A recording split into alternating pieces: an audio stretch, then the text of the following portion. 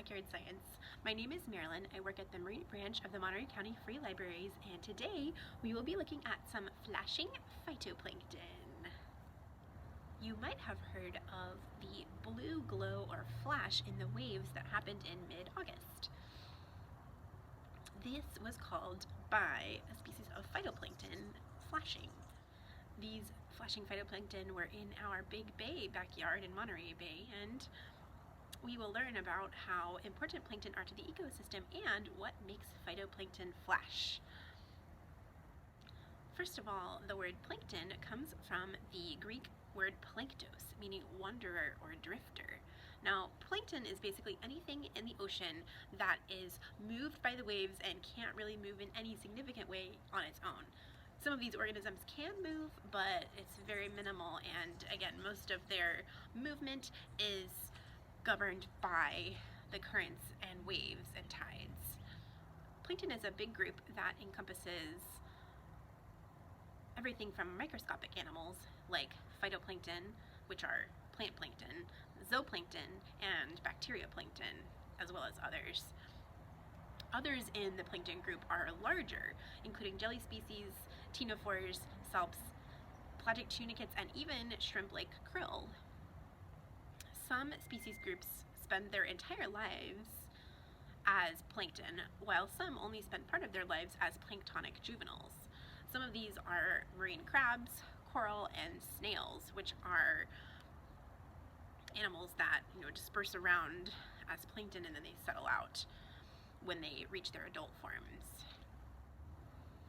Other organisms that spend their whole lives as plankton are copepods, dinoflagellates, diatoms. And again, there are many kinds of plankton. This is just a very general overview. Now, our flashy friends that we saw in the bloom are phyto or plant plankton, called dinoflagellates. Now, when I say plant plankton, I don't mean it looks like a tree or a flower, but that it is able to make its own food, just like land plants do with photosynthesis using sunlight.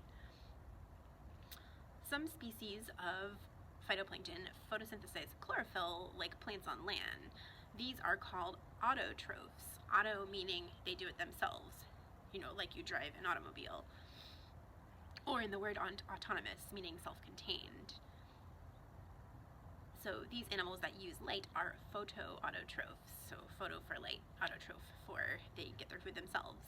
Other animals use chemicals and are called chemoautotrophs. Some of these are down in the deep sea vents like we have in our Monterey Bay backyard. Animals that don't feed themselves or that eat other animals to feed, or organisms to feed themselves, are heterotrophs, like humans and things like zooplankton. There's a lot of diversity even within types of plankton. For instance, some dinoflagellates photosynthesize while others are also able to eat other organisms. These are called mixotrophs for their mixed methods of eating or gaining energy. Phytoplankton also contain autotrophic bacteria species like cyanobacteria. Just like plants on land form the basis of food webs, so do phytoplankton form the basis of ocean ecosystems. Around 1% of the entire global biomass is made up of phytoplankton. Biomass is everything that's living on the planet, so that is a lot of little microscopic creatures, which phytoplankton are. They also account for half of all photosynthetic energy on Earth.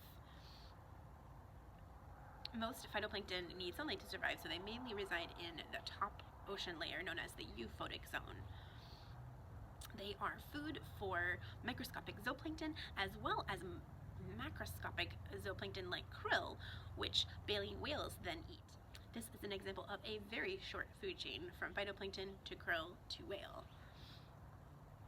Dinoflagellates are special because they are slightly more mobile than other plankton species.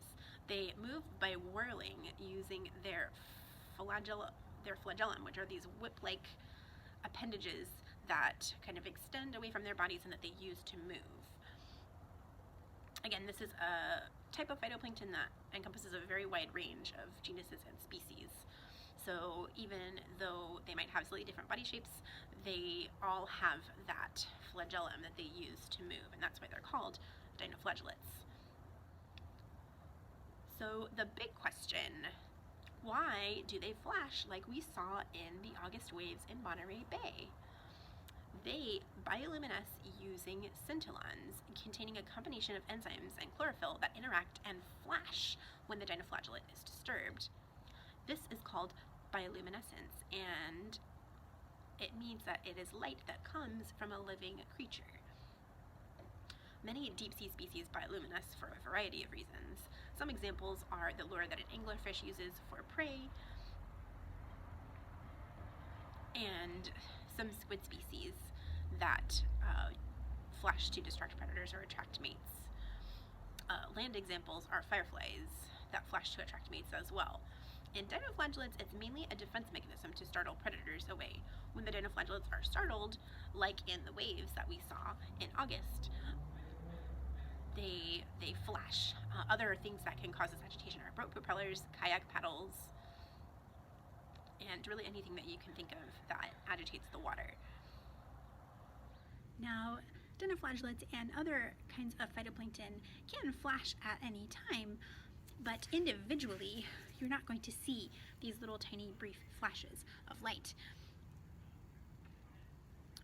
What we saw in the ocean in August was in a bloom when environmental factors converge, generally producing carbon and nitrogen that is part of what helps the phytoplankton create energy that creates a giant amount of them. It helps them reproduce a whole lot. So there are millions and millions and millions of them, and that is when we see all of them, all of these little tiny microscopic creatures that you wouldn't be able to see otherwise. That's when you see them flash and glow, when they're all together and they're all making this giant bloom. Now, a lot of the factors that converge to create phytoplankton blooms are seasonal, relating to wind, temperature, and how these interact around land masses, and also currents coming together, and the spin of the earth and the currents that creates as well. And so that's why those factors converge around this time of year in August in Monterey Bay.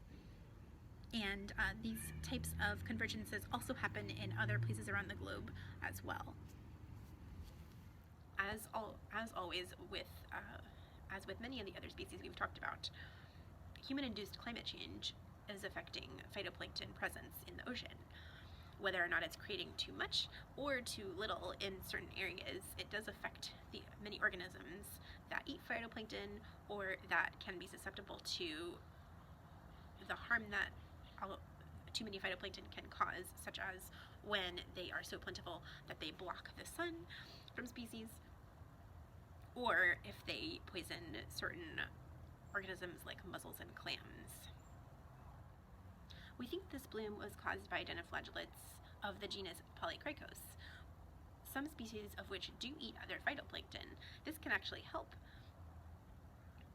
reduce harmful algal blooms. So not all algal blooms are harmful. Some of them they just exist and they create more food for the other organisms in the ocean or freshwater, wherever they happen to be. But there are things called harmful algal blooms, which are caused by certain species like the Akashiwo or Pseudonychia.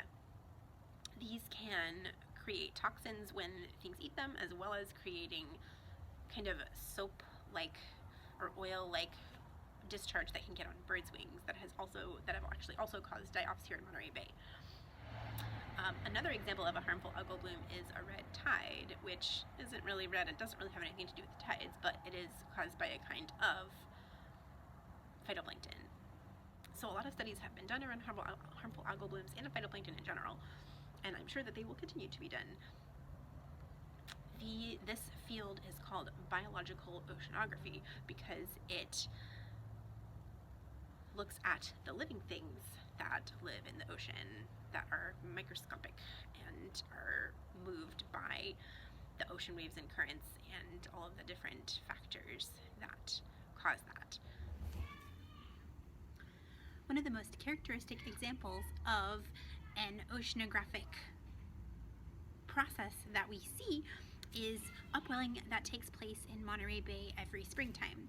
Now, upwelling occurs when the winds blow very hard from the northwest down south along the coast, and cause the water, and the spin of the earth causes the warm water at the surface to move straight offshore, and which makes room for cooler water and carrying nutrients and all kinds of organisms that love the cold water up to the surface. And that creates a lot of food for phytoplankton, which in turn leads to zooplankton and fish larvae and seabirds and jellyfish that eat, not jellyfish, and jellies that eat the plankton, and leatherback turtles that eat the jellies, and all of the animals that, and of course whales that eat the krill, and all the animals that, and organisms that call Monterey Bay home at different times of the year. So that's one of the big examples of that you can see by studying biological oceanography. And of course we have our big trench as well that causes a lot of these convergences. When I was able to see this algal bloom on the waves, it was very clear because there was no moon in the sky, and so you would thought that the waves were flashing just from moonlight, but then you realize there is no moon and that it's coming from these little tiny phytoplankton. So it was a really interesting sight, and I hope you got to go see it. But if you didn't get to see it, there are many recordings and lots of really cool pictures that I will try to link in the notes of the video. If you didn't get to see the phytoplankton bloom this year, have no fear, it'll be back next year. I hope that inspires you to learn more about biological oceanography and phytoplankton, which is definitely an underappreciated part of the ocean ecosystem. That's all for our flashing phytoplankton this week. I hope you learned something, I hope you had fun, and I hope that you have fun exploring. Thanks for watching. Take care and have a great week. Bye.